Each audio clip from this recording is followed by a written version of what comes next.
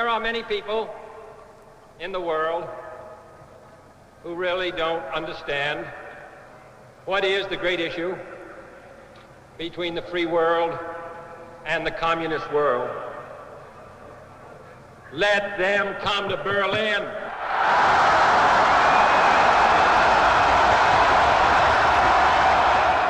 Freedom has many difficulties, and democracy is not perfect. But we have never had to put a wall up to keep our people in, to prevent them from leaving us.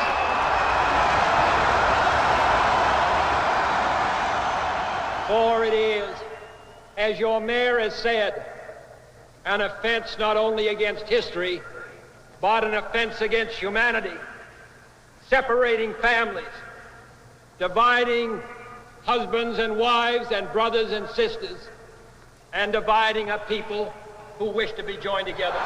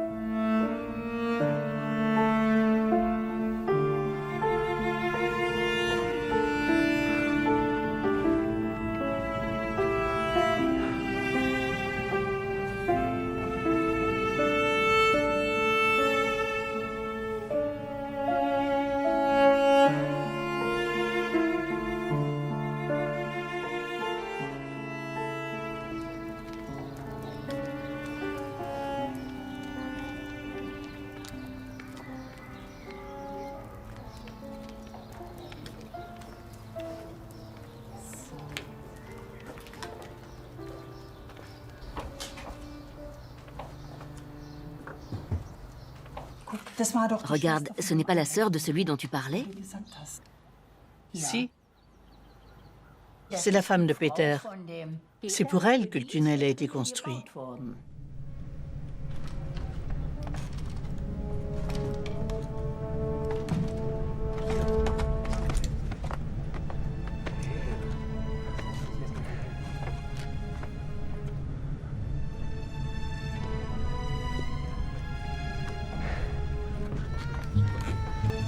Lui, je l'ai reconnu.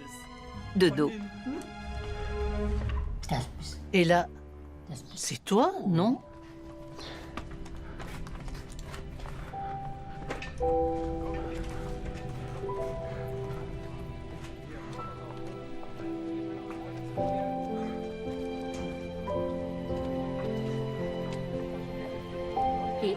Peter est parti après. Il a vécu très longtemps en Amérique du Sud. On l'a revu quand il est revenu en Allemagne et il nous a raconté qu'ils s'étaient séparés. Après l'évasion, il y avait eu une fête pour réunir tout le monde et c'est à ce moment-là qu'il avait compris que c'était fini entre eux. Je crois qu'il est avec le petit maintenant.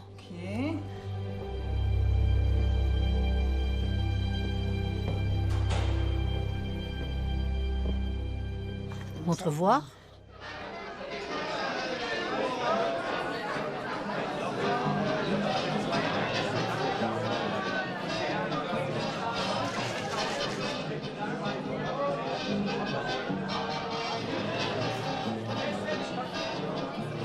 L'un s'appelait Mimo, mais l'autre, je ne sais plus. Gigi.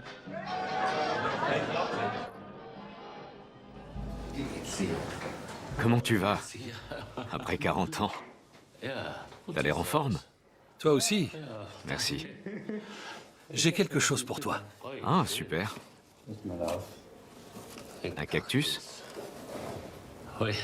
Merci. C'est toi qui l'as fait? Bien sûr. Merci beaucoup. Qu'est-ce qui t'est arrivé? Raconte-moi. C'est un truc au niveau du cœur. J'ai une insuffisance cardiaque. Et ça provoque des problèmes au niveau de la circulation.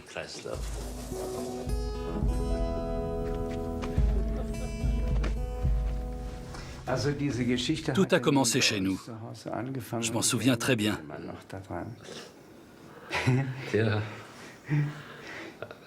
C'était comment le début? Tu m'as dit, je ferai tout ce que je peux pour t'aider.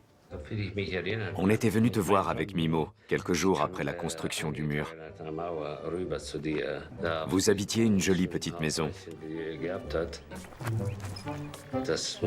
On devait être encore en août 61. Je t'ai suggéré de ficher le camp. Ta fille était née au début de l'été. Elle était encore toute petite. Un couple de jeunes adultes en bonne forme pouvait se lancer dans ce genre d'expédition. Mais avec un nourrisson, c'était une autre histoire. Je voulais faire mes études en Allemagne. Gigi avait un ami, Peter, qui vivait à Berlin-Est. Ils se connaissaient des beaux-arts où ils étudiaient tous de la peinture. À cette époque, il suffisait d'être un peu attentif quand on se promenait dans la ville pour sentir qu'il se tramait quelque chose.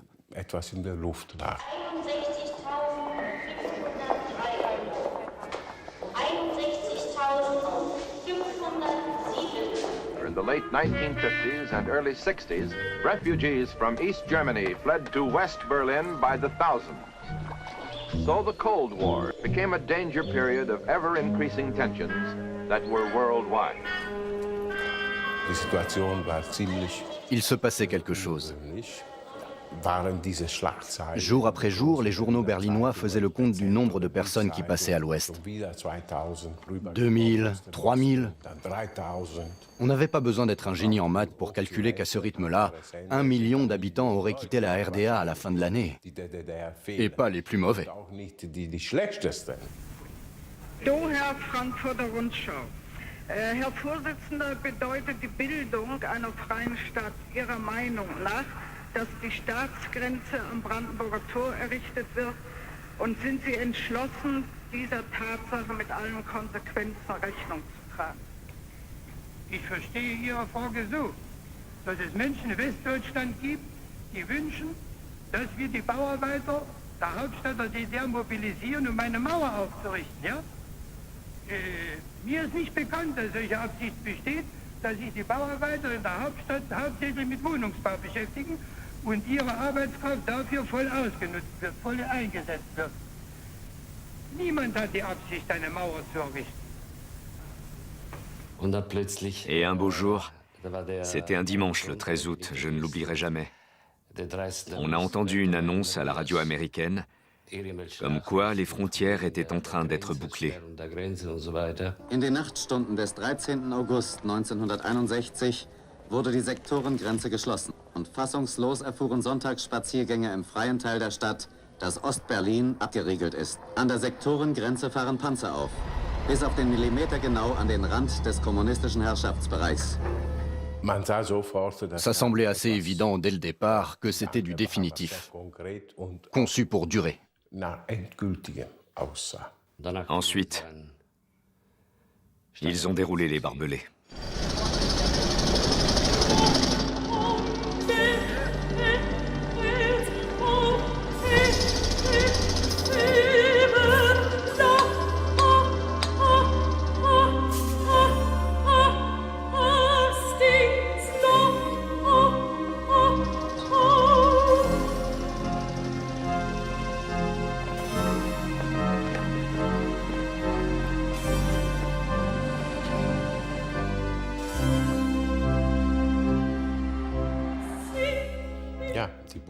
Ce mur devenait de plus en plus compact. Au début, il était encore relativement perméable. Les premiers jours, on pouvait encore traverser la frontière sans que ce soit trop dangereux. Puis la police est-allemande a condamné les fenêtres des rez-de-chaussée des immeubles qui donnaient directement sur la frontière. Résultat, les gens descendaient tant bien que mal des étages supérieurs. Il y a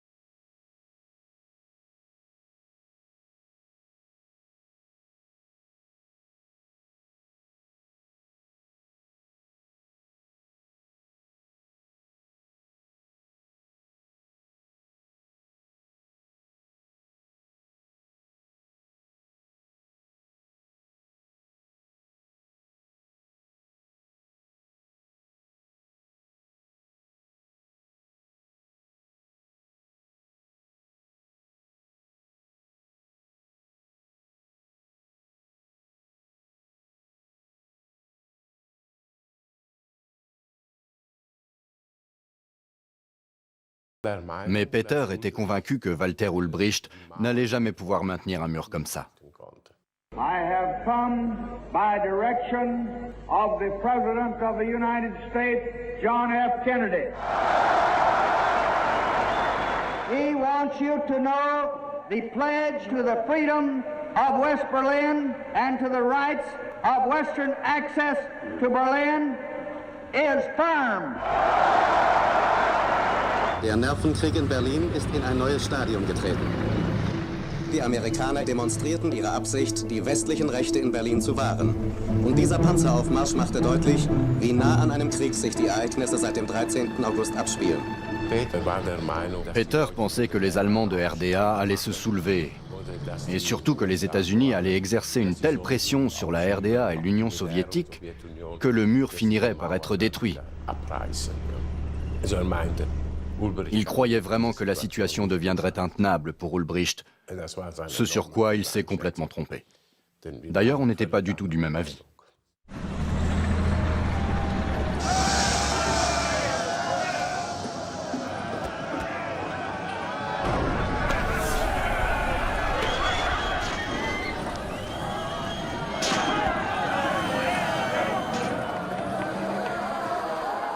La situation est restée floue quelque temps, jusqu'en janvier 62.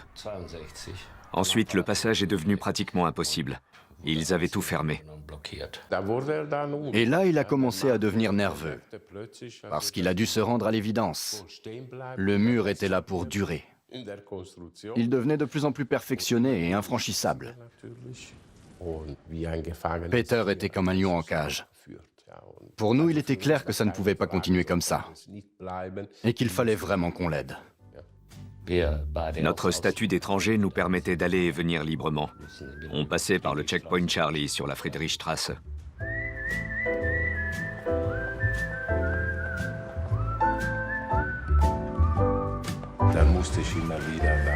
Une fois par semaine, dès que j'avais un peu de temps, il fallait que je me rende de l'autre côté pour lui apporter un peu de soutien psychologique. Il tournait en rond, coincé à la maison. Peter était condamné à attendre, en espérant que la situation évolue. Dès que c'est devenu palpitant, le hasard a voulu que je sois à l'hôpital. On devait être fin mars. Mimo est venu me voir et m'a demandé si j'avais lu les journaux. Des gens avaient essayé de creuser un tunnel sous la Wollangstrasse. Unter die Gleisanlagen des S-Bahnhofes Wollangstraße, direkt an der Staatsgrenze der Deutschen Demokratischen Republik, trieben Westberliner Provokateure einen Stollen, durch den Agenten in die DDR eingeschleust werden sollten. On s'est immédiatement mis à élaborer un plan d'action. Tout d'abord, il fallait trouver un lieu discret qui n'éveillerait pas les soupçons. On en a parlé à des amis. On laissait entendre qu'on avait un projet, mais sans en dévoiler plus que ça. Ces amis nous ont dit qu'on allait recevoir de la visite. Et en effet, quelques jours plus tard, Hasso et Uli ont débarqué chez nous. On leur a expliqué notre idée et demandé s'ils voulaient être de la partie. Ils ont répondu, évidemment.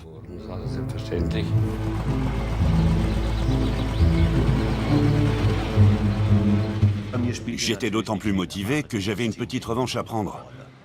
J'avais passé 4 ans et demi en tôle là-bas, dans des conditions très éprouvantes. J'avais 24 ans quand je suis sorti. Ça fait une sacrée coupure. Entre-temps, ma sœur avait un nouveau cercle d'amis, tous étudiants. Ça a immédiatement collé avec l'un d'entre eux. C'était Uli Pfeiffer.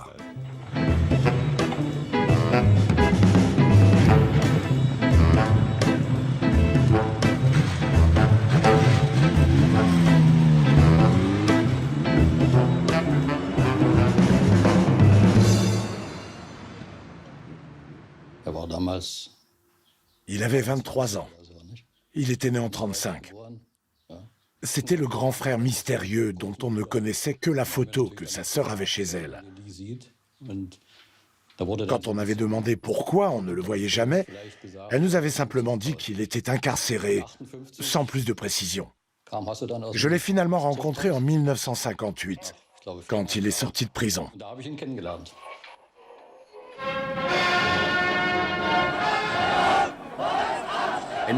On était du côté sud de la porte de Brandebourg, à 5 mètres des policiers qui marquaient la frontière. J'étais avec ma copine et j'ai hésité à forcer le passage en courant.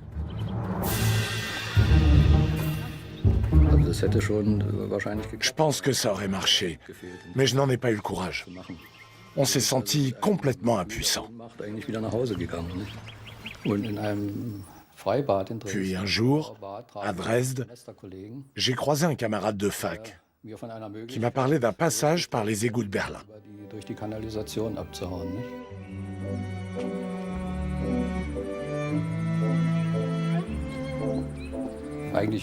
Les groupes étaient limités à 6 personnes. Et il y avait déjà 4 filles et un garçon. Comme je pensais que ça pouvait être dangereux, j'ai préféré partir dans un premier temps sans ma copine. L'odeur était abominable. On se guidait aux tuyaux de canalisation qui venaient des immeubles et qui étaient pleins de matière fécale. Mais on s'en fichait. Assez rapidement, on a aperçu un signal lumineux devant nous. C'étaient les étudiants de Berlin-Ouest qui nous accueillaient. On était au bout. J'ai voulu faire sortir ma copine par le même chemin. Mais forcément, la police avait eu vent de ce type d'action. Ma petite amie et 2 copains de fac se sont fait pincer dans les égouts. Die Angeklagten, jene, die mit dem Feuer gespielt hatten, wurden zu hohen Zuchthausstrafen verurteilt. Noch einmal wurde in diesem Gerichtsverfahren die Notwendigkeit, die Menschenfalle West-Berlin abzuriegeln, bestätigt. Geschlossen sind und bleiben die Tore unserer Hauptstadt nur für Burschen wie diese, für Raudis und Agenten, für die ganze Meute der Menschenhändler. Mes 2 camarades ont été condamnés à 8 années de prison. Ma copine à 7, 2 autres à 6 et un dernier à 5.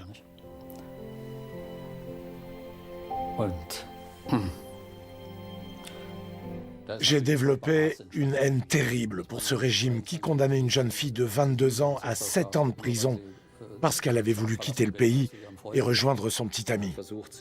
Ils ont essayé de la recruter comme collaboratrice. Moi, et surtout Hasso, on nous a présentés comme les pires criminels. J'avais un filon via d'autres qui étaient passés avant moi.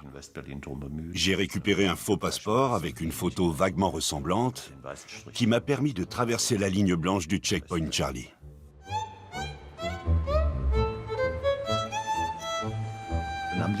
J'aurais bien aimé sauter de joie et tirer la langue aux gardes-frontières. Un dimanche matin, ça sonne, j'ouvre la porte et qui je vois? Hasso. Je n'en croyais pas mes yeux. On s'est serré dans les bras. On m'avait promis de m'aider et fait parvenir ce passeport. À mon tour, j'ai promis à ma sœur que je la sortirais de là. Mon frère est parti environ 2 semaines après la construction du mur. Je voulais évidemment l'accompagner. Mais il m'avait dit « Non, c'est pas possible. On ne peut pas laisser nos parents seuls. L'un de nous doit rester. Tu es la petite dernière, tu restes, moi je pars. Mais je vais tout faire pour que tu puisses sortir. » Que faire? Passer au-dessus, c'était trop dangereux. Les gardes étaient armés et on risquait de se prendre dans les barbelés. Donc, sous terre. Mais où? Selakouli a rencontré ces 2 Italiens qui avaient l'air d'avoir trouvé l'endroit idéal. Avec Mimo, on a passé pratiquement un week-end entier à longer la frontière avec notre minibus.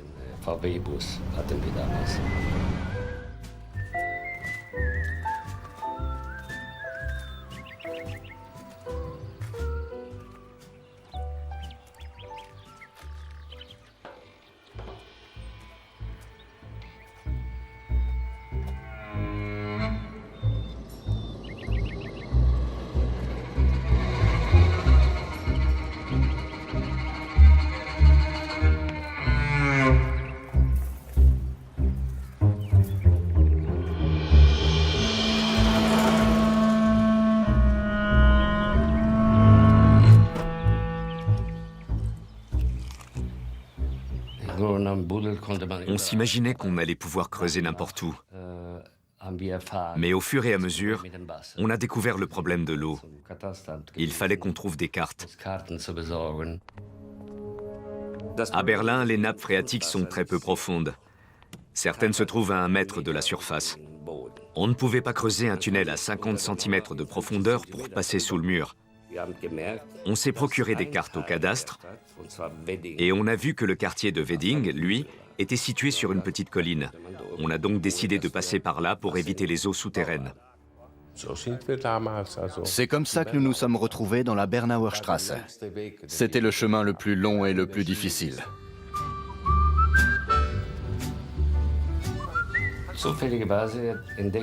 On est tombé tout à fait par hasard sur un bâtiment qui avait dû être une grosse usine avant la guerre. Il y avait une tour qui devait faire 8 étages et à côté un bâtiment plus petit. On a retrouvé le propriétaire, un certain monsieur Müller.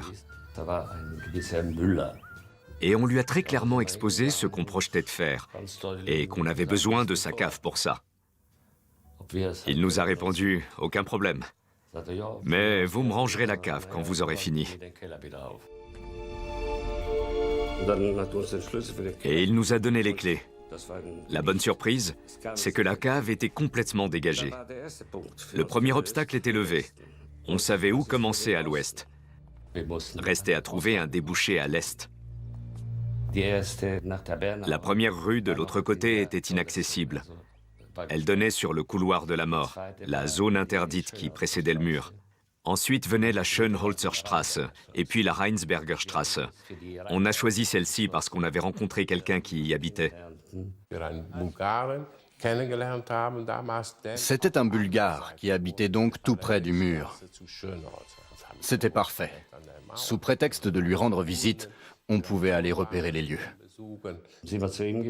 Et quand on a vu où il habitait, c'était encore mieux que ce qu'on imaginait. Un rez-de-chaussée surélevé.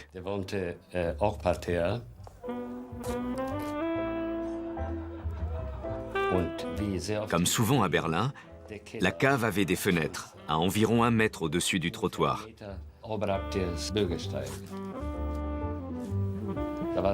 D'après ce qu'on distinguait, elle avait l'air très bien. Donc ce type, il s'appelait Polakov, je crois, ou quelque chose comme ça, il nous avait invités à une fête. Au cours de la soirée, on a repéré des clés accrochées dans le couloir. Celle de la cave devait forcément y être. Il y en avait une très longue, toute vieille. Ça devait être celle-là. Mimo en a fait une empreinte.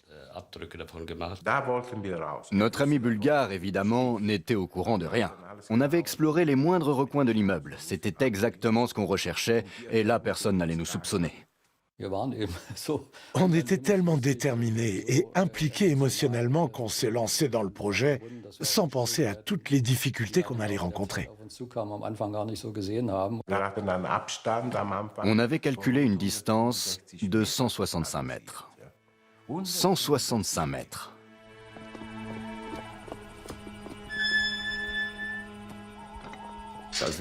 Pour creuser un tunnel, il faut des outils. On s'est donc faufilé une nuit dans un cimetière pour récupérer du matériel de première nécessité. Une brouette, une pioche, une pelle. Ça a été très amusant le lendemain matin de voir l'employé du cimetière sillonner les allées à la recherche de ses outils. Très stoïque, il secouait la tête et n'en revenait pas que du matériel aussi bon marché ait pu disparaître. C'est avec ces outils rudimentaires qu'on s'est mis au boulot.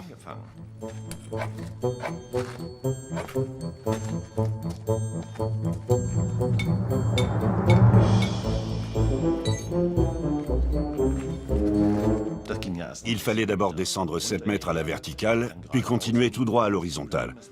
C'était un sol argileux, très sec, dur comme du béton. Mais ça allait.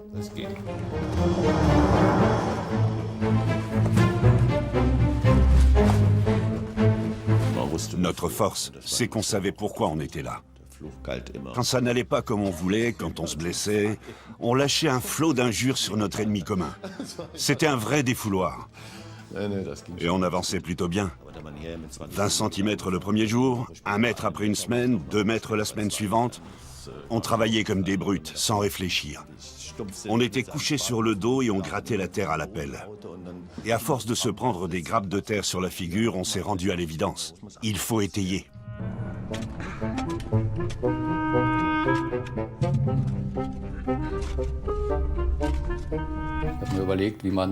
Il fallait trouver un moyen pour consolider le plafond avec une structure en bois. On a rencontré un Bavarois qui faisait ses études à l'université technique. Son père possédait une scierie. Il nous a fourni tout le bois gratuitement. Sa seule condition, c'était qu'il puisse participer.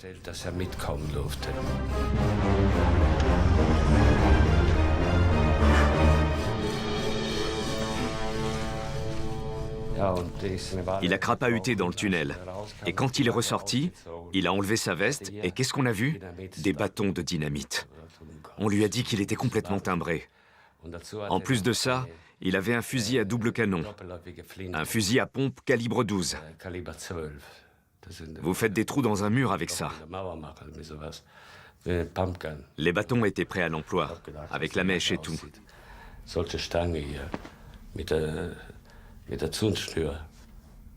Vous imaginez? Toute la cave aurait sauté s'il en avait allumé un. Et nous avec? C'était un fanatique. 12 avril. J'ai vu M et G. On s'était donné rendez-vous dans la Friedrichstrasse. Ils prévoient de terminer le tunnel le 13 août, 1 an, jour pour jour après la construction du mur. Une date symbolique.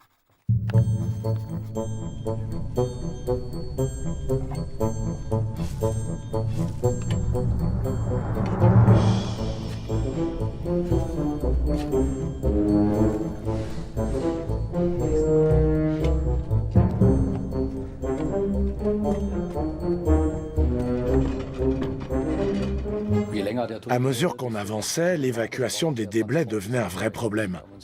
On a fabriqué un rail sur lequel on faisait glisser un wagonnet rempli de terre. Arrivé au puits d'entrée, sous la cave, il fallait remonter la terre avec un palan. Au début, on faisait tout ça manuellement.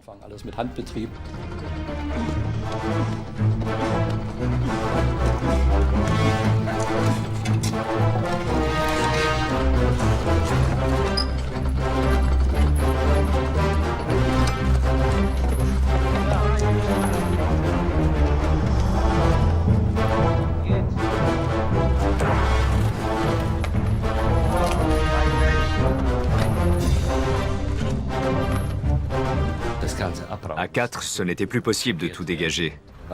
C'est à partir de ce moment-là que l'équipe de base s'est progressivement étoffée, avec des gens comme le petit ou le grand. À la fin, on était 41. On me surnommait déjà le petit quand je vivais encore à Berlin-Est. Et le grand, avec qui j'étais passé à l'ouest, avait son surnom depuis l'école. C'est vrai que j'ai longtemps été très petit. J'ai grandi d'un coup pendant un séjour à l'hôpital, mais le surnom est resté. On m'appelait comme ça au foyer étudiant, et ça a été pareil dans le tunnel, jusqu'au bout. On était vraiment très nombreux à la fin, et il a fallu en soutenir financièrement certains, notamment les étudiants. On ne s'en sortait plus. Il fallait qu'on trouve un moyen de financer les travaux sans se faire repérer. Ma mère et moi, nous disposions d'un petit pécule en marque de l'Ouest qui était sur un compte d'une banque de Berlin-Ouest.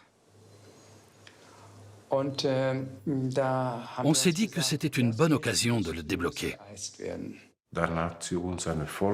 Elle nous a fait un pouvoir qui nous autorisait à retirer 3000 marks, je crois. Elle avait tout rédigé sur un petit bout de papier qu'on a roulé et glissé dans un tube de cigarette qu'on avait vidé au préalable. Ensuite, on a coloré le papier comme si c'était du tabac. C'était pratiquement invisible. Et au pire, si jamais un contrôle se passait mal, on pouvait toujours l'avaler ou le fumer. C'était vraiment très discret.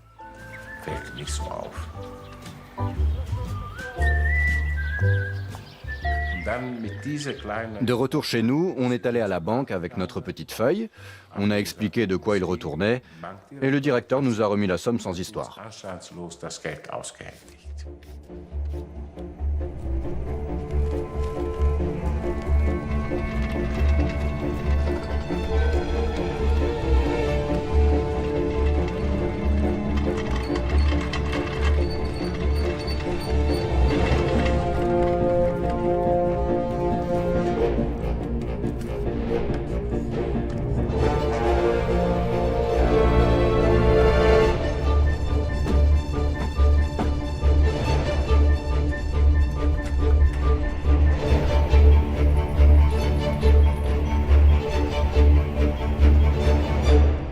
Ça se compliquait de jour en jour. Chaque mètre supplémentaire augmentait de manière exponentielle les difficultés à sortir la terre. Et puis, il y avait le problème de l'aération. Un gros ventilateur envoyait de l'air frais par un conduit de cheminée. Mais au-delà de 30 mètres, ça ne servait pas à grand-chose. On avançait de plus en plus lentement.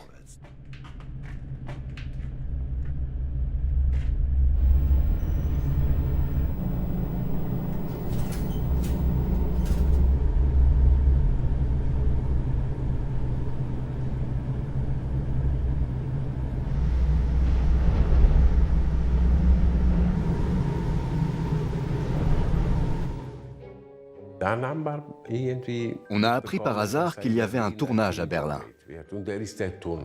Un film qui s'appelait Le Tunnel. Ça nous a beaucoup fait rigoler, évidemment. Il reconstituait péniblement des décors pendant que nous, on creusait pour de vrai. On a contacté l'attaché de presse de la société de production pour savoir si ça les intéressait d'avoir de vraies images de tunnels en contrepartie d'une rétribution. 2 hommes se sont présentés à moi, des Italiens, qui m'ont demandé si par hasard je serais intéressé par un vrai tunnel.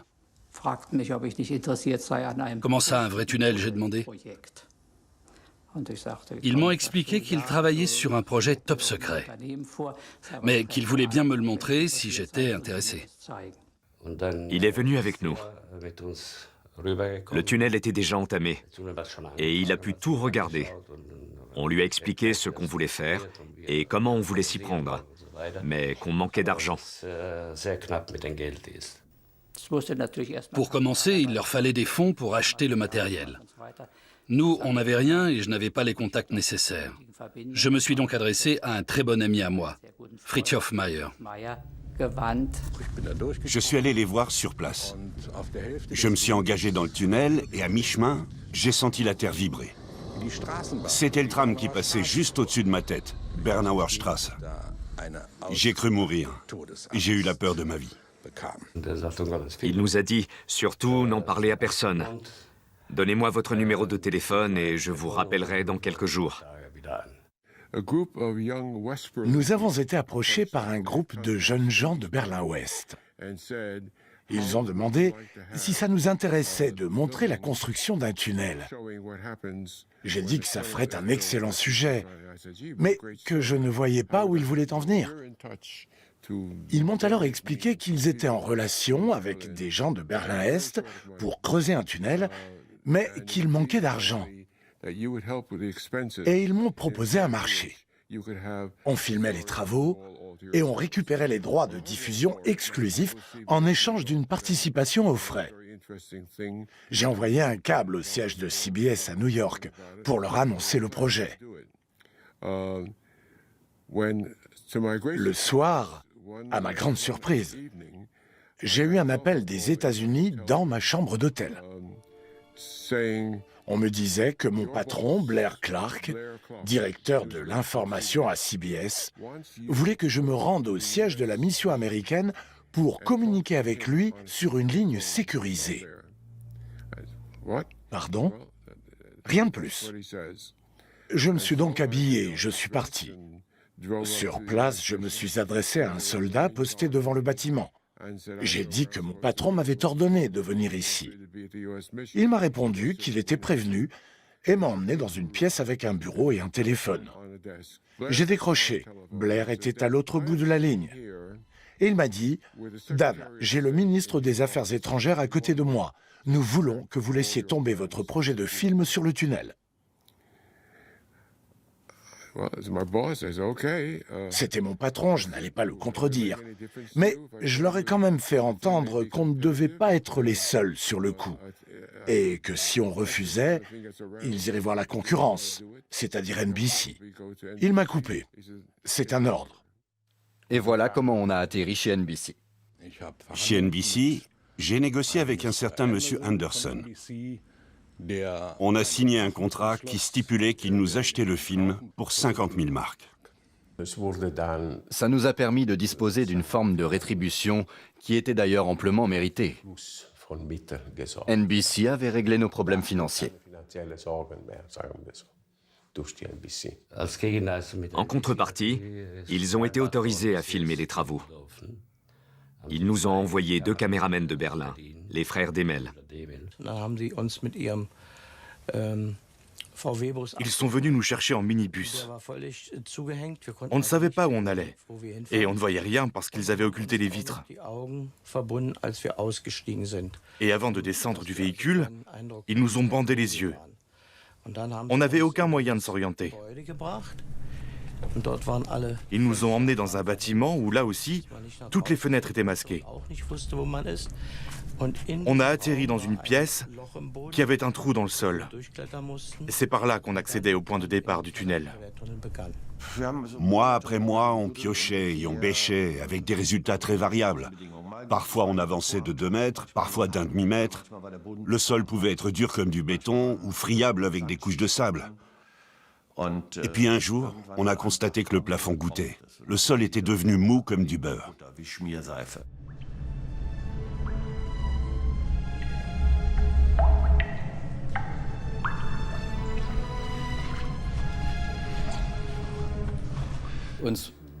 On a vite compris que ça ne pouvait venir que d'une rupture de canalisation.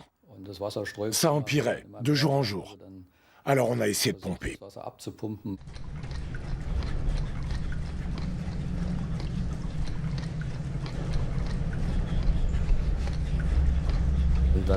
Mais que faire de toute cette eau? Dans la cave, il y avait un conduit qui était raccordé au système de canalisation. On l'a ouvert pour y acheminer l'eau. On n'allait pas se mettre à transporter des seaux. On a emprunté une pompe électrique aux pompiers.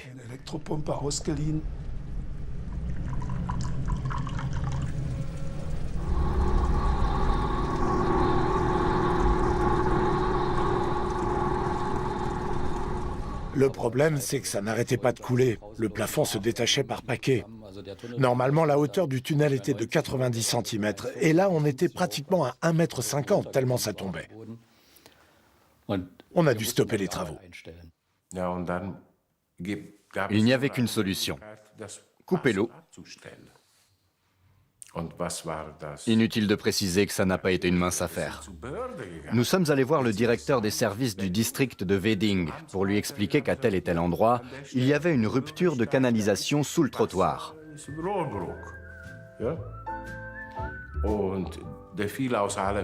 Il est tombé des nues. Comment est-ce qu'une bande d'étudiants venus de nulle part pouvait savoir qu'une canalisation s'était cassée à cet endroit précis? Bon, il a dû vite comprendre qu'il y avait anguille sous roche et qu'on était en train de préparer quelque chose de louche. Il a certainement alerté le responsable des affaires intérieures de la ville, qui, à son tour, a prévenu l'antenne berlinoise du renseignement intérieur.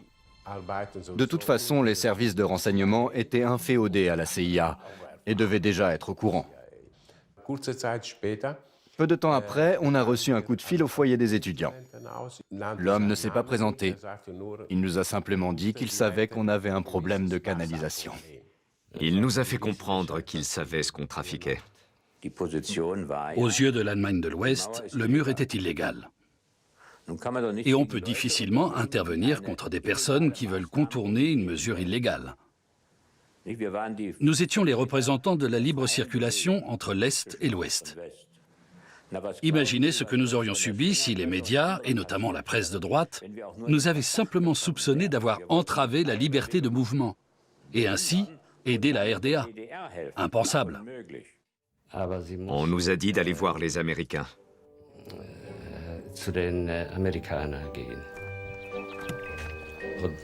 Allée Pobielski, au numéro 19. C'était une villa. On s'y est rendu avec Mimo pour voir ce qu'il nous voulait.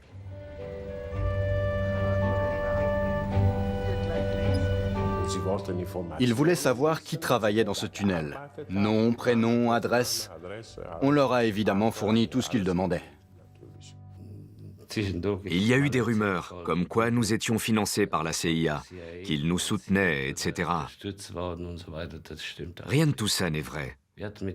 Il n'y avait aucun lien entre nous, à part le fait qu'ils gardaient un œil sur nos activités et qu'ils ont vérifié les identités des personnes qui participaient. Je partais du fait que sur ce terrain-là, rien ne se faisait à Berlin sans que la CIA ne le sache. Ce qui voulait dire que l'action était couverte par les Américains. Et dans ce cas-là, la municipalité n'avait pas son mot à dire. Résultat, on a vu débarquer un jour sur la Bernauer Straße une équipe d'ouvriers des services de l'eau. Ils ont creusé et ils ont trouvé la fuite.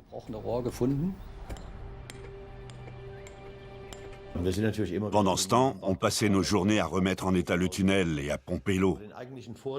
Ce qui fait qu'on n'a pratiquement pas avancé pendant un mois.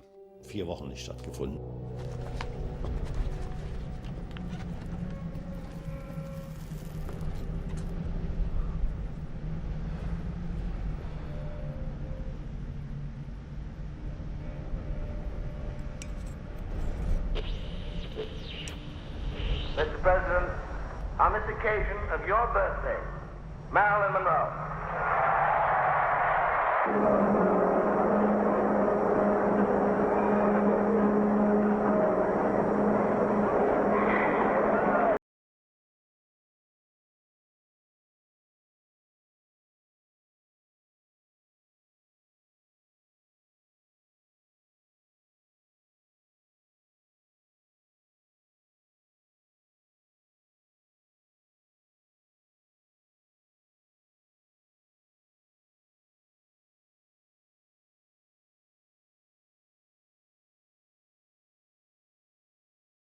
President of the United States.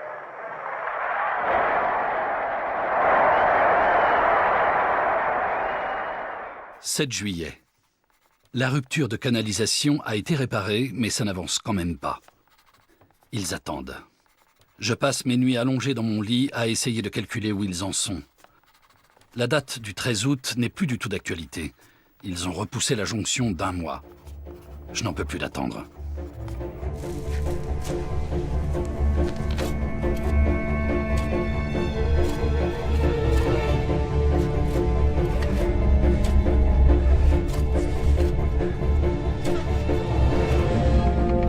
On a enfin pu se remettre au boulot. On savait qu'en face, les gens comptaient sur nous et qu'ils étaient sur des charbons ardents.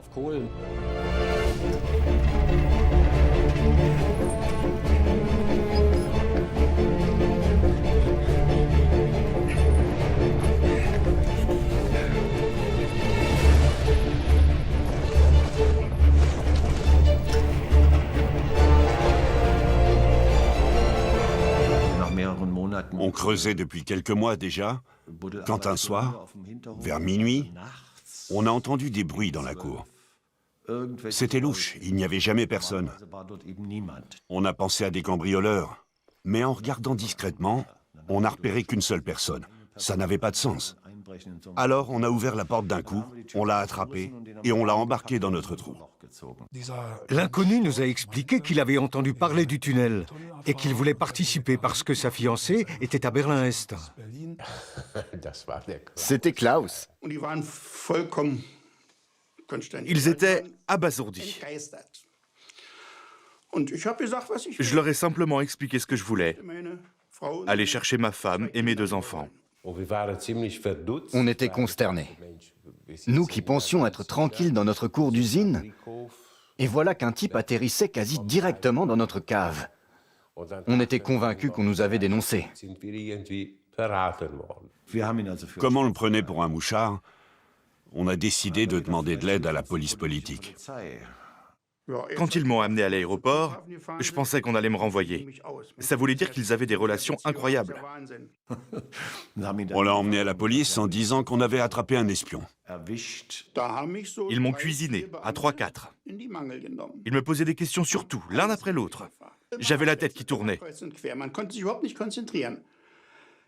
Mais il ne pouvait rien m'arriver, parce que je n'avais rien à cacher.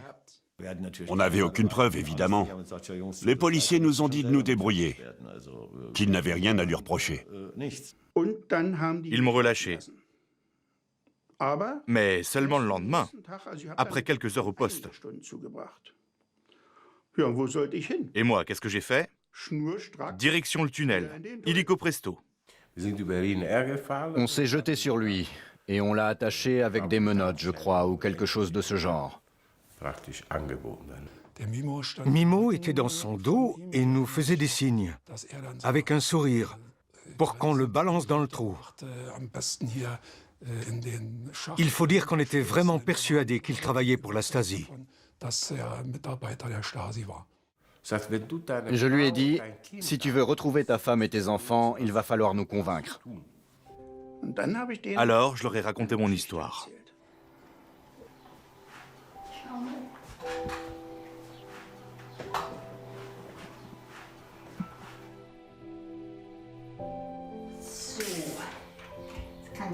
Je te sers un verre d'eau. Même entre nous, on n'en a pas tellement parlé. C'est vrai. Les 30 premières années, on n'en a pas parlé. Jamais. Parce qu'on pensait chacun que l'autre l'avait laissé tomber. J'ai eu du temps pour réfléchir à tout ça. Plus de 6 mois. Et cette question est toujours restée en suspens. J'en ai encore les larmes aux yeux. Après ma tentative de fuite, j'ai été condamnée pour comportement asocial parce que j'avais voulu emmener à l'Ouest ma fille et l'enfant que je portais en moi.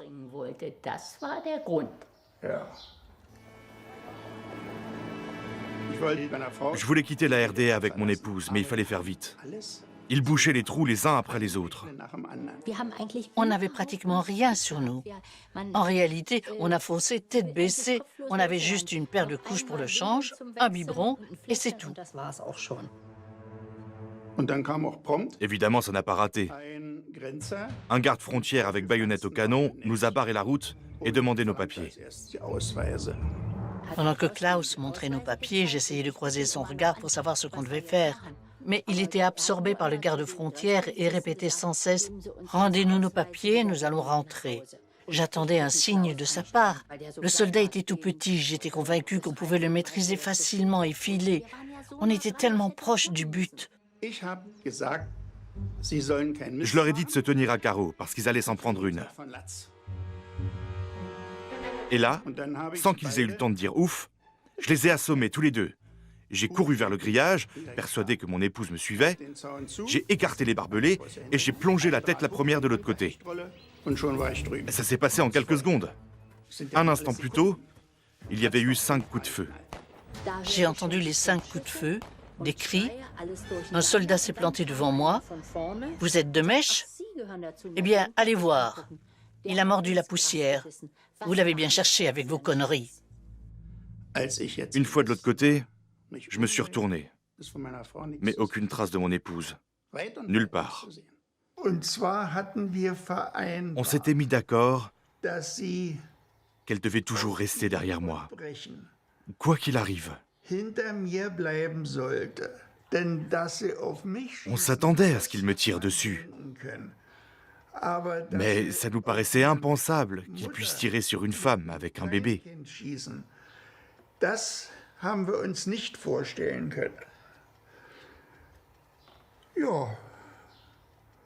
Mais elle n'était plus là.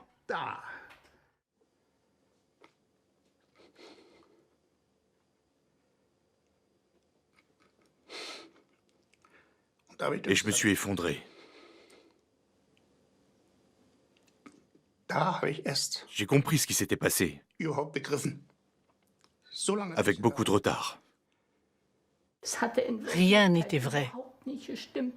Les soldats t'avaient emmené un peu à l'écart et j'en ai profité pour m'éloigner et jeter dans un puits la pince Monseigneur cachée dans la poussette.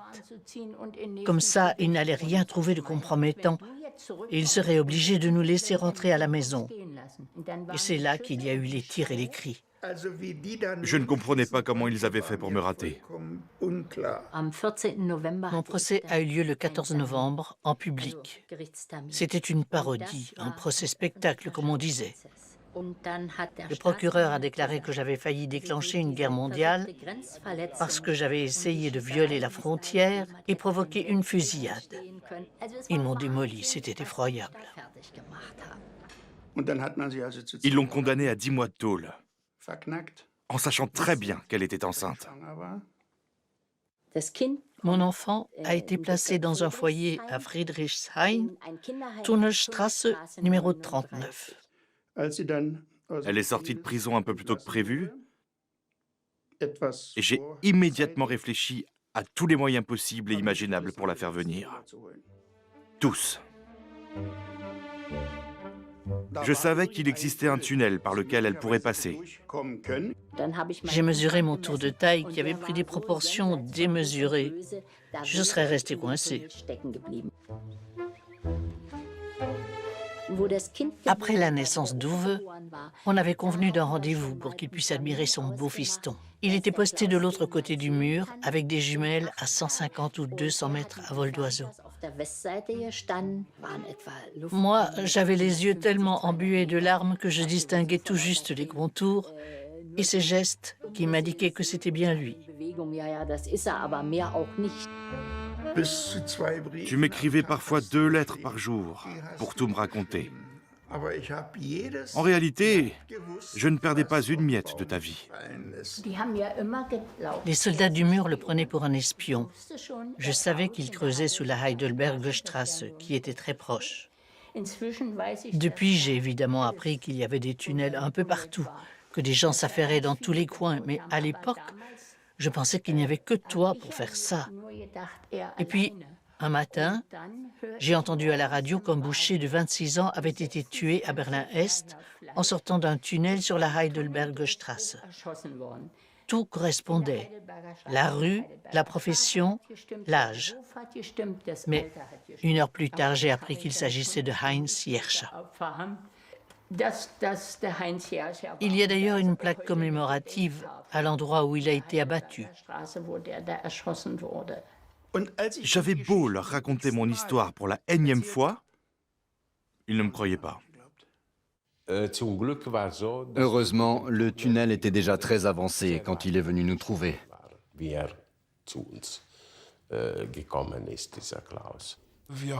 On a finalement décidé de le laisser participer, mais sous certaines conditions. Le jour J, sa fiancée allait devoir attendre que tous les autres soient sains et saufs avant de pouvoir emprunter le tunnel à son tour. Et s'il se passait quoi que ce soit avant, il devait s'attendre au pire. Pour moi, c'était le gros lot. Quand j'ai vu leur équipement, le moteur, le conduit de cheminée pour l'aération, tout, j'ai su que c'était là qu'il fallait que je participe à tout prix.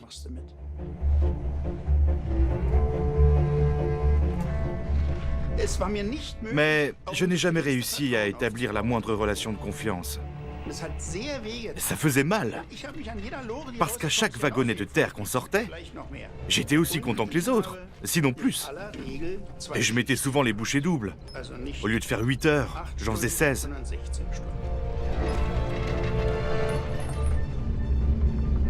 L'ambiance devenait euphorique, parce qu'on sentait qu'on touchait au but, qu'on était pratiquement sous l'immeuble. Et à ce moment-là...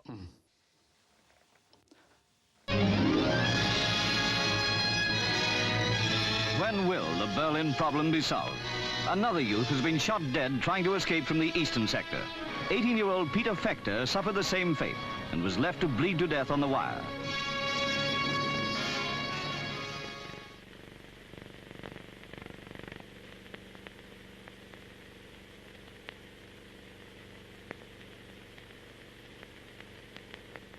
C'était le système totalitaire dans ce qu'il pouvait générer de pire.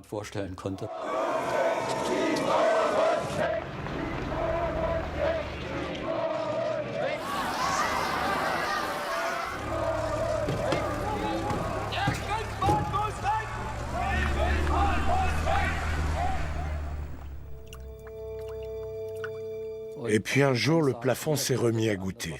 Mais on était du côté est, vers la Schönholzerstraße.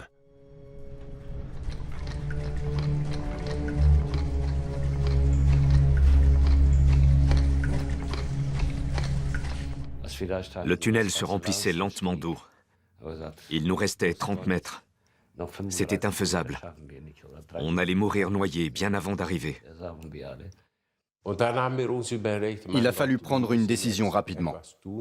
La seule solution, en vérité, c'était de raccourcir le tronçon et de faire déboucher le tunnel ailleurs. On était sous la Schönholzerstraße.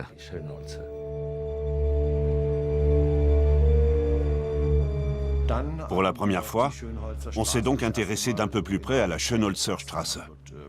On a envoyé des éclaireurs qui l'ont arpenté de long en large et qui nous ont confirmé que la rue était accessible aux habitants de Berlin-Est.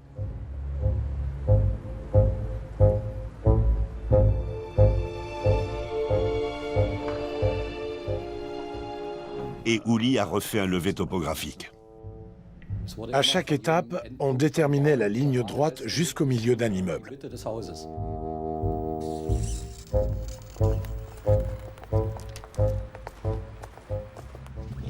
C'est comme ça qu'on a lentement avancé. On est ressorti exactement sur la Schönholzerstraße, au mètre près. Soviet technical and military personnel have moved steadily into Cuba at the invitation of the Cuban government. If at any time the communist buildup in Cuba were to endanger or become an offensive military base of significant capacity for the Soviet Union, then this country will do whatever must be done to protect its own security and that of its allies. Combien de fois j'étais en rêve à l'ouest. Je reste éveillé dans mon lit à cogiter jusqu'au matin. Mon Dieu, faites que tout se passe bien. On était le 14 septembre, 15 heures. Comment l'oublier? La décision n'a pas été facile. Je suis tombé sur une surface très compacte, peut-être de la brique ou le sol d'une cave. J'ai pris un tournevis et j'ai percé un petit trou. Et dès que j'ai retiré le tournevis, j'ai senti un courant d'air. Et avec l'air, il y a eu l'eau. Il y avait une rumeur qui courait à l'époque, comme quoi les autorités est-allemandes avaient inondé toutes les caves. Je m'attendais déjà à être submergé par des centaines de mètres cubes d'eau. En fait, c'était une canalisation qui traversait la cave juste à l'endroit où j'avais percé. Hasso était devant, j'étais juste derrière, et le petit continuait de creuser vers le haut. J'ai élargi le trou jusqu'à ce que je passe. Mais Gigi n'y arrivait pas. Il m'a dit « Le trou est trop petit ». Je l'ai encore élargi. Rien à faire, je ne passais pas. On a encore dû élargir. Dans la cave, il y avait une porte. On a voulu l'ouvrir, rien à faire. J'ai dit « Allez, je tente le coup ». C'était tout nouveau pour nous. On a mis un peu de temps à s'habituer au bruit et à ce nouvel environnement. J'ai reculé de 2-3 mètres pour prendre de l'élan et je me suis jeté contre la porte. Elle a cédé et je me suis étalé de tout mon long. Il régnait un silence de mort. Personne dans les parages.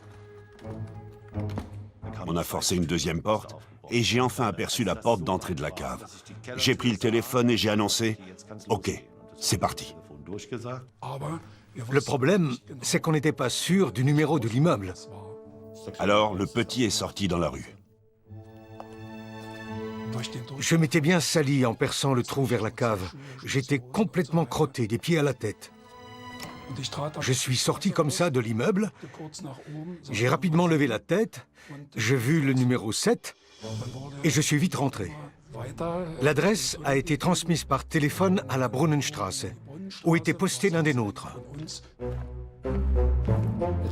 Et là, il fallait prévenir tous les amis. Nos messagers sont partis immédiatement. On utilisait tout un système de code, des journaux, des paquets de cigarettes, des phrases types, qui permettaient de communiquer l'adresse sans devoir s'adresser directement aux personnes initiées. C'était l'anniversaire de ma fiancée. Elle avait pris quelques jours de congé pour me rendre visite à Berlin-Ouest. Est-ce que tu le ferais? Il m'a expliqué en quoi consisterait le travail et m'a demandé si j'étais prête à participer. J'ai dit oui, spontanément, sans vraiment réfléchir ni hésiter. Oui, je le fais. C'est étrange. On vit comme si de rien n'était, tout en attendant le message fatidique. Il fallait être très patiente. J'avais de magnifiques cheveux roux à cette époque, d'une couleur bien flamboyante. Autant dire que je ne passais pas inaperçue. C'était pas vraiment l'idéal pour ce genre de mission. On m'a donc habillée avec un imperméable clair, un foulard. Je me souviens plus comment était le pantalon. Et avec une paire de chaussures démodées que quelqu'un m'avait prêtées. J'avais vraiment l'air d'une plouc sortie de sa campagne.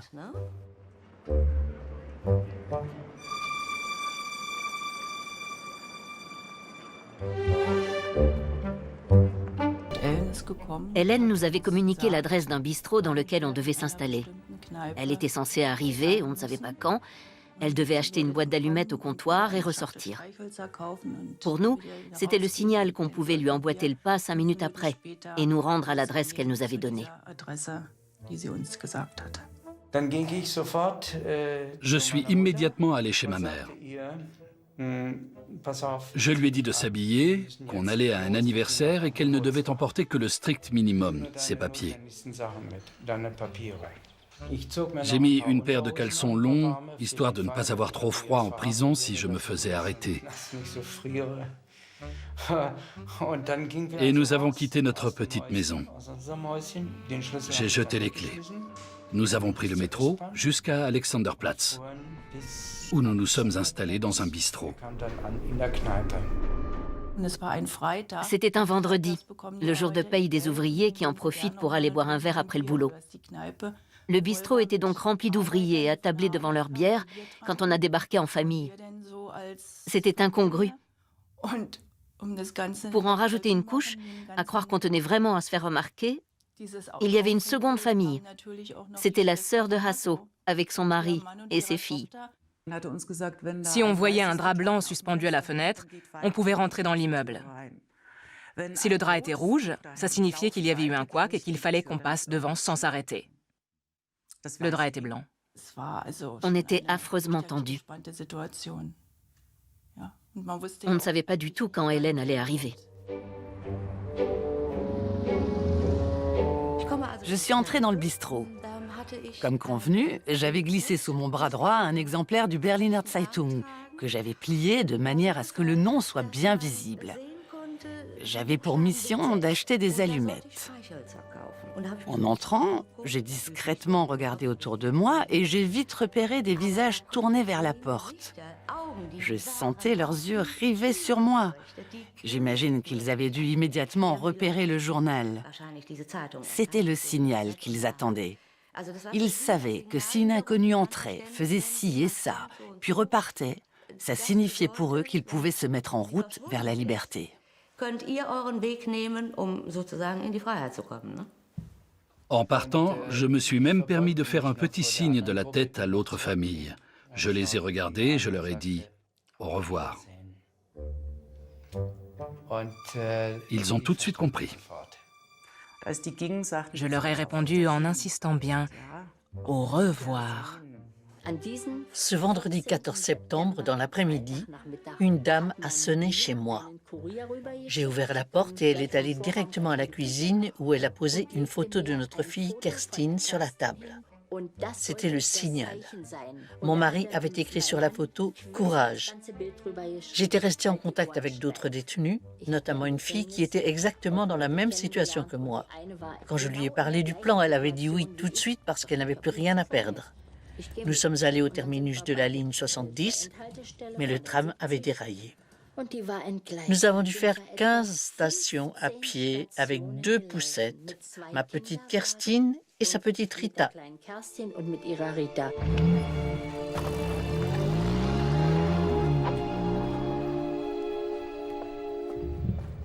Sur notre gauche, il y avait un grillage avec un soldat en faction, le fusil à l'épaule. Et sur la droite, il y avait la porte d'entrée, celle du numéro 7.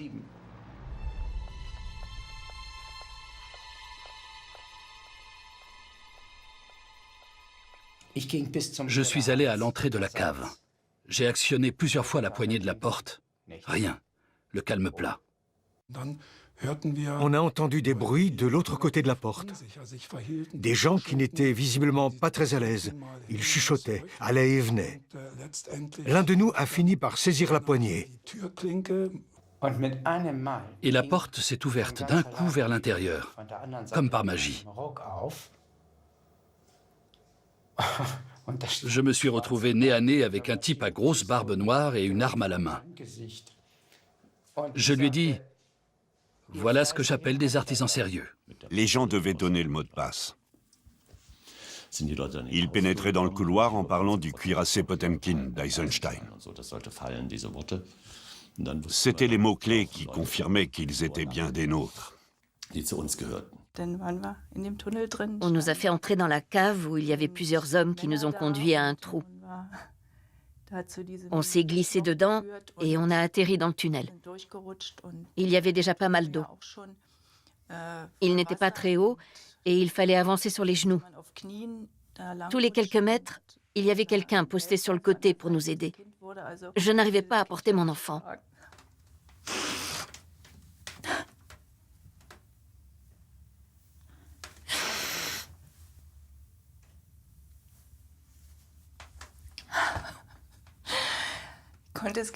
Je n'arrivais pas à porter mon enfant. Tous ces hommes se le sont passés de bras en bras. Et chacun avait un petit mot gentil pour le calmer.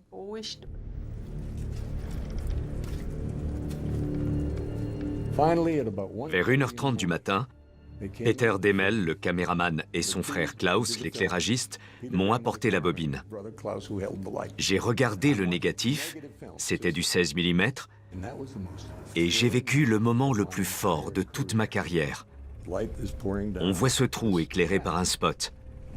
Et tout à coup, une main apparaît.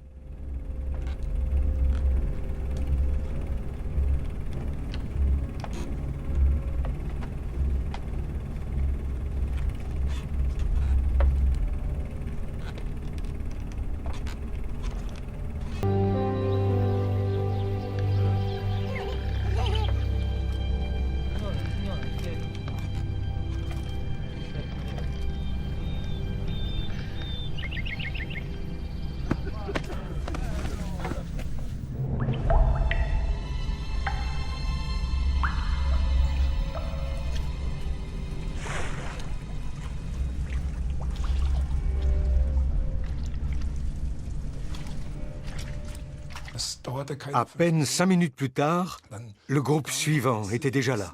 C'était la famille d'Anita, la sœur de Hasso. Ils se sont tombés dans les bras. Enfin, c'est surtout Hasso qui est tombé dans les bras de sa sœur. Elle ne m'avait même pas reconnu.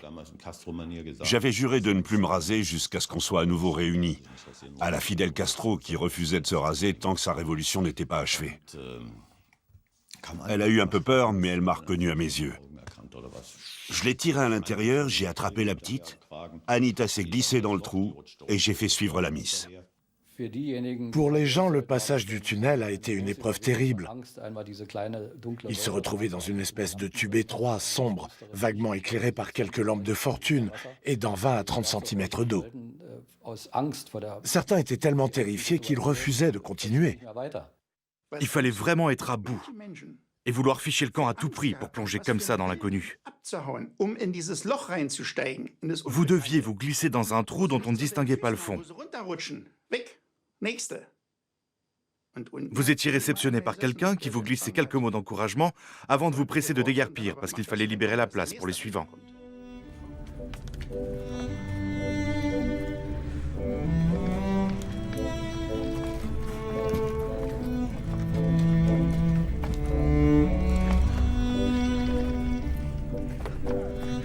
On avait tous mis nos plus beaux habits.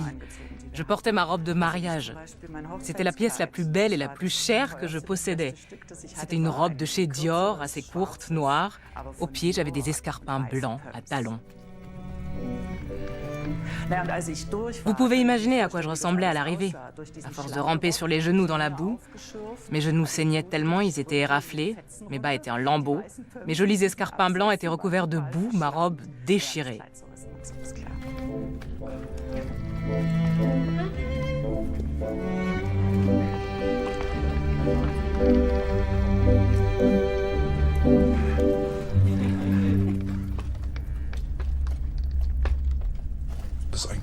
Ça a été l'expérience la plus intense de ma vie, sans aucun doute. Ça valait tout ce que j'ai pu vivre plus tard dans ma vie.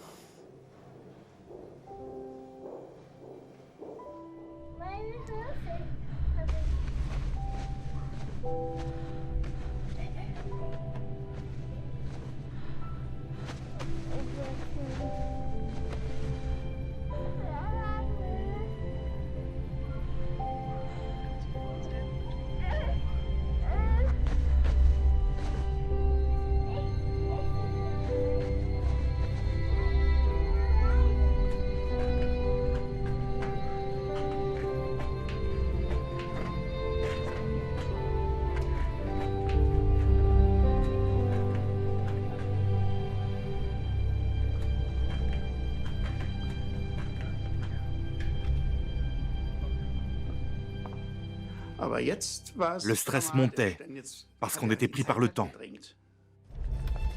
J'étais attendu pour 17 heures et il était environ 20h30.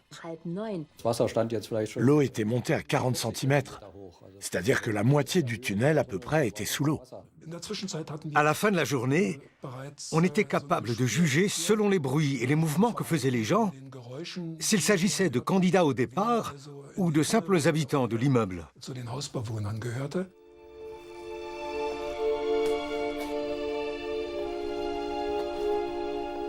J'étais dans l'encadrement de la porte et j'attendais 2 femmes. Au lieu de ça, j'ai vu un type immense avec un manteau de cuir, un chapeau et les mains dans les poches.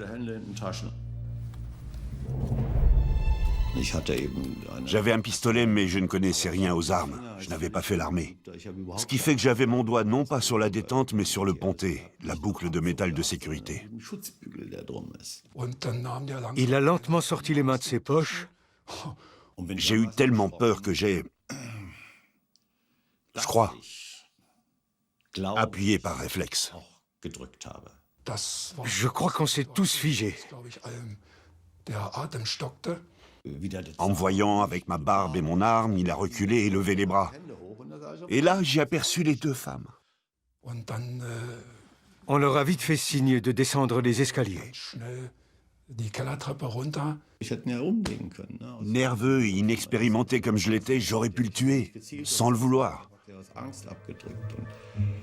Comme quoi, le destin d'une vie, ça ne tient pas grand-chose.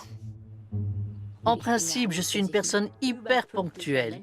Il fallait que ce soit ce jour-là que j'ai un tel retard. L'espace entre l'eau et le plafond continuait de rétrécir.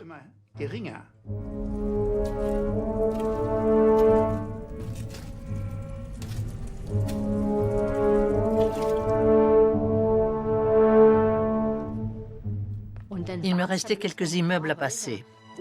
Il y avait des gens aux fenêtres qui regardaient la rue, accoudés sur des coussins, comme on le voit souvent à Berlin. Quand je suis arrivée au numéro 7, j'ai ouvert la porte et je me suis engagée dans le couloir. Il faisait sombre et je cherchais l'interrupteur. J'étais en train de tâtonner quand j'ai senti une main me toucher. C'était Hasso qui allumait la lumière. Il avait une énorme barbe noire. Il était couvert de boue et il avait une arme. Et quand ça a été au tour des miens, je suis allé devant. J'ai dit à Kerstin qu'on allait rejoindre papa et elle n'a plus fait aucun bruit. On a descendu l'escalier, j'avais le petit Uwe dans les bras. Et là, je les vois tomber comme des fruits mûrs. J'ai demandé à un des hommes s'il pouvait me prendre le gamin. Et je lui ai donné Uwe sans même le regarder. C'était la première fois que je tenais Uwe dans mes bras.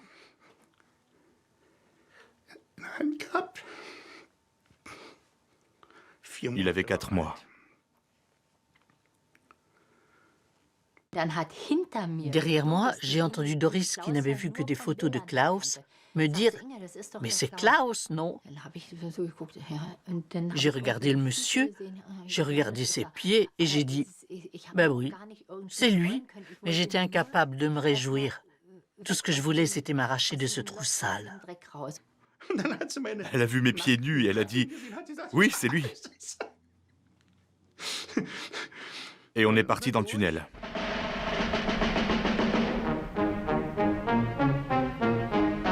On Friday, September 14th, 1962, 21 adults and 5 children crawled 140 yards to West Berlin and a free future. One of the diggers escaped from East Germany the year before. His wife had spent 10 months in a communist prison for trying to follow him, and their second child was born in jail. Tonight, for the first time, he held his baby. Il y a eu ce moment incroyablement émouvant, où ils me sont tous tombés dessus.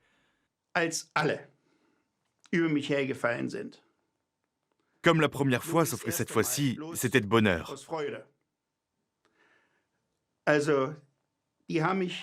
Ils ont failli m'étouffer.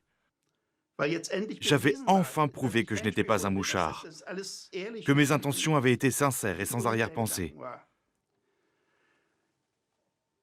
C'est seulement après que j'ai remarqué qu'il y avait une caméra et que l'éclairage était très fort. Sur le coup, je me suis rendu compte de rien.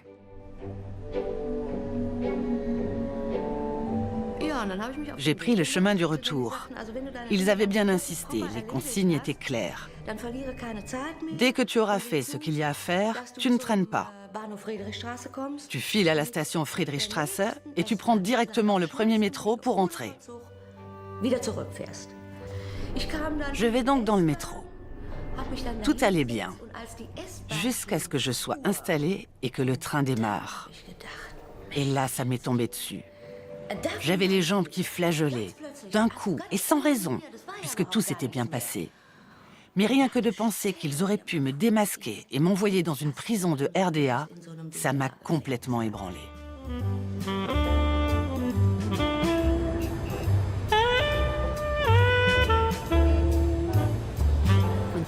Quelle sensation incroyable de voir toutes ces enseignes lumineuses qu'on connaissait d'avant. C'était un sentiment merveilleux.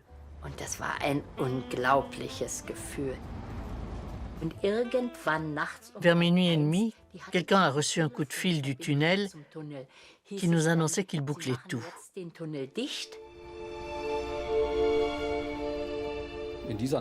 Quand tout le monde était passé, on est retourné dans le tunnel et on a constaté qu'à l'endroit le plus profond, il ne restait plus que ça d'air. On n'avait pas d'autre choix que de tout arrêter. Quelques heures de plus, et il aurait été impossible pour quiconque de passer.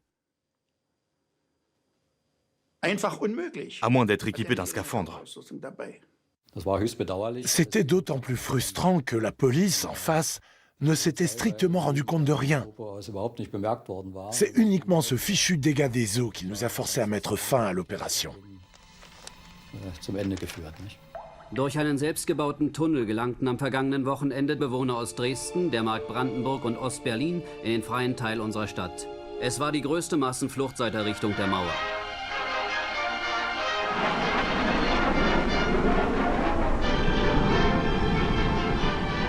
Good evening, my fellow citizens. Within the past week, La date de diffusion était calée, mais la crise des missiles de Cuba est passée par là. J'ai été convoqué dans le bureau de Dean Rusk, qui m'a annoncé que le film devait être déprogrammé.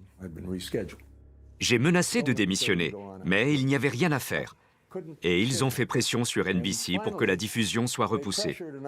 Quand le film a finalement été diffusé, l'État américain en a acheté plus de 200 copies pour le montrer dans le monde entier.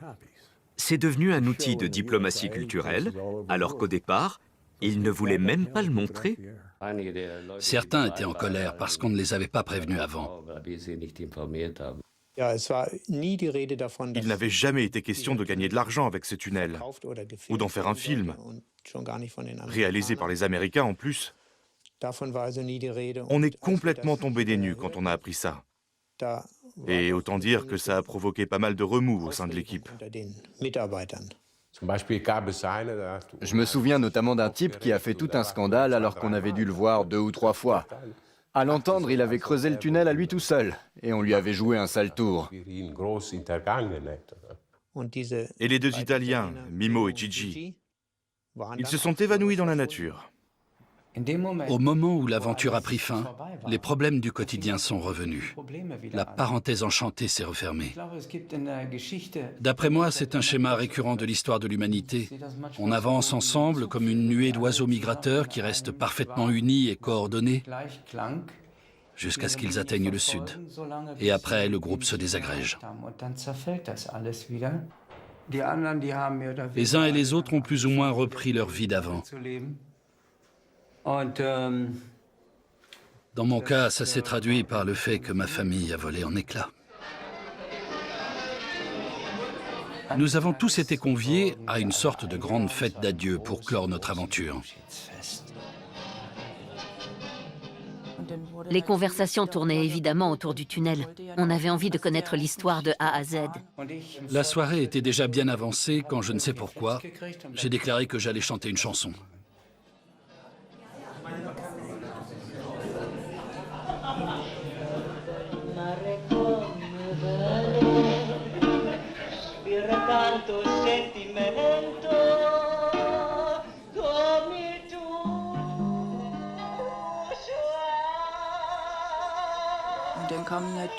J'ai engagé la conversation avec plein de gens, et notamment le petit. J'étais très impressionnée quand j'ai appris tout ce qu'ils avaient fait pour construire ce tunnel.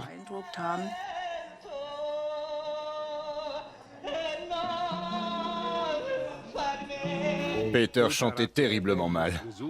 Il s'appliquait pourtant. Quel numéro! Je trouvais ça passablement ridicule. C'est Hasso qui a commencé. Il a pris un verre et l'a jeté contre le mur. Ça a été comme un signal. La vraie fête pouvait commencer. Tout le monde s'est mis à danser le twist. Et l'alcool coulait à flot.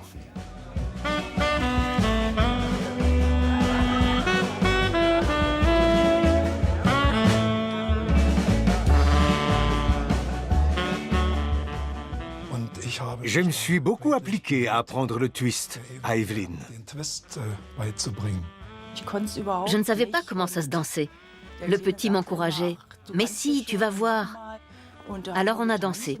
Et l'admiration que j'avais ressentie pendant le repas s'est transformée en quelque chose d'autre. J'ai eu tout mon temps pour danser seul avec Evelyn.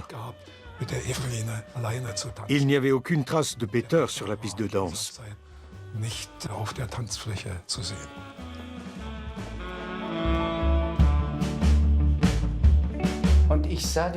J'observais toute cette agitation et tout à coup, je me suis senti tout bizarre.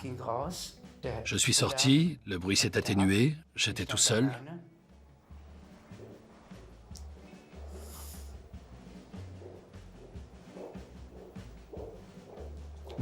Et les larmes sont venues.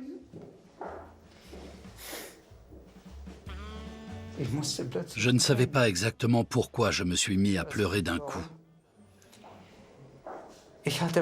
Sauf que j'avais vu quelque chose. Je l'avais vu très distinctement.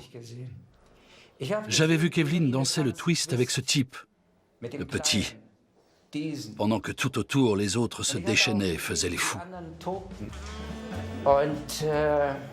Mimo et Gigi m'ont rejoint, ils me cherchaient. J'ai entendu Mimo dire « Mais bordel, pourquoi il pleure, Peter ?» J'ai eu comme une vision et j'ai immédiatement su que c'était fini. Je ne peux pas raconter la suite.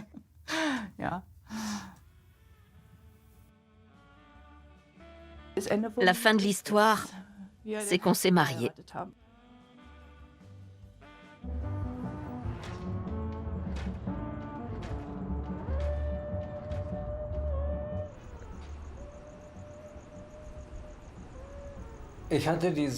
J'ai eu besoin de quitter un monde qui m'était familier, mais brisé en mille morceaux. Et il fallait que je me retrouve dans un lieu qui en soit aussi éloigné que possible. Il y a eu une époque où je prenais l'avion, le train ou le bateau comme d'autres prennent le métro. Un jour ici, un jour là, je ne tenais pas en place.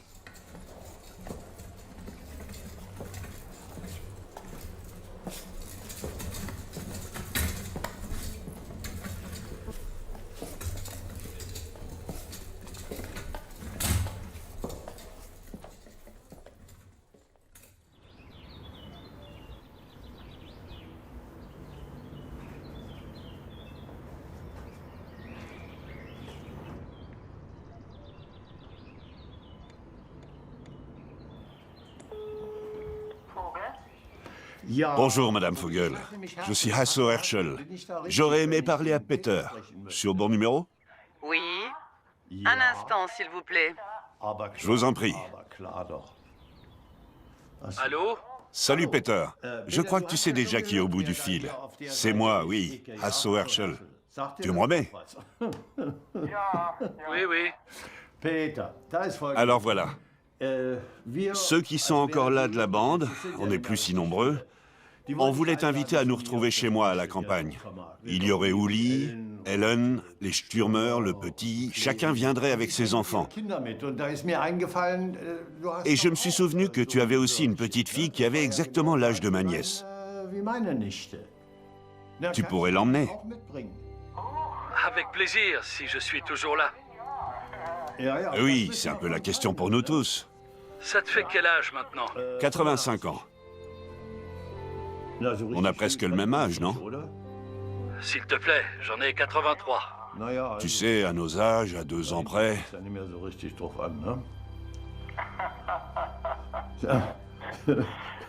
L'essentiel, c'est que tu puisses toujours bouger tes doigts pour la guitare. Mais j'imagine que tu ne joues plus. Bien sûr que si. C'est vrai? 85 ans, c'est un bel âge. Et toi, t'es malin. Tu l'as bien caché, je m'en rends compte maintenant. Sinon, de mon côté, ça va bien, ça va plutôt bien. C'est toujours un peu la même chose, je m'ennuierais presque. Ça, c'est moins bien. Enfin, c'est toujours une question de point de vue. Tu veux t'allonger? Oui, il faut que tu t'allonges.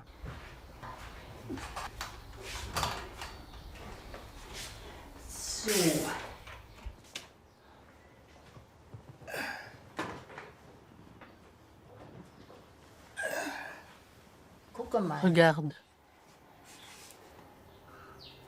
Mimo et sa femme. On les avait revus une fois chez Hasso.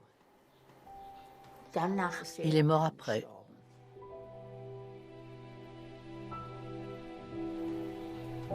Et l'autre? Il était tout le temps à l'hôpital. Il est mort depuis longtemps.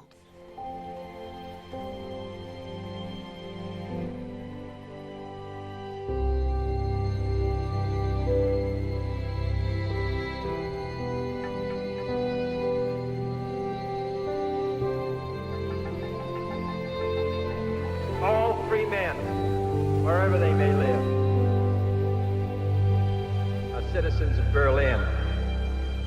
And therefore, as a free man, I take pride in the words, Ich bin ein Berliner.